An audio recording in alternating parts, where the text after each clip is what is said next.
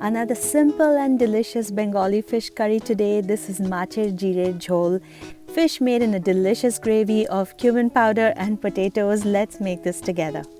We're going to set a pan on medium heat and add 3 to 4 tablespoons of mustard oil, basically enough mustard oil to cover your pan. And we're going to first fry our potatoes till they are golden brown in color. I cut the potatoes in wedges, and this is 2 medium-sized potatoes. We are going to stir fry them for approximately 5 minutes or so, and then we will set them aside. Next, we will turn up the heat to high, and I am going to fry Rui Macher. This is 500 grams of Rui Macher that I coated in salt and turmeric powder. We are going to stir fry till they are golden brown in color, which is going to be 1 to 2 minutes per side. You can use any freshwater fish for this recipe. Add some more mustard oil to the pan if required, and next add half a teaspoon of cumin seeds, 3 to 4 slit green chillies. I'm adding more because these chillies are not very hot. 3/4 teaspoons of turmeric powder, salt to taste. Salt, turmeric powder, green chillies in mustard oil makes Bengali fish curries very tasty. Seriously, guys. Next, we'll add in 1 medium tomato cut in small pieces, and we are going to stir fry the tomatoes and press it down with our spatula so that the tomato becomes oily and pasty.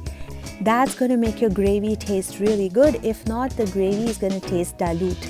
Next, we're going to add in 2 teaspoons of cumin powder, the main spice of this recipe, half a teaspoon of red chilli powder, and we'll give it a stir. Guys, if you like written recipes, I have a blog called nupursindiankitchen.com, so check that out. Next, we are adding in 2 cups of water, and we are going to stir that in and wait for the gravy to simmer.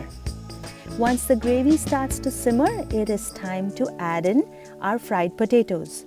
We want to make sure that the potatoes cook through, so for this we are going to place the lid on and cook for 5 to 7 minutes or until the potatoes are completely cooked. Let's check. It's been 5 minutes and it looks like the potato is cooked really well. So at this point we are ready to add in the fish. Make sure that the fish is submerged in the gravy. Place the lid on for another 1 to 2 minutes so all the flavors come together.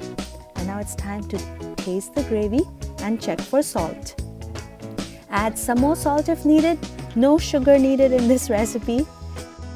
Just make sure the gravy has simmered enough so it doesn't taste dilute.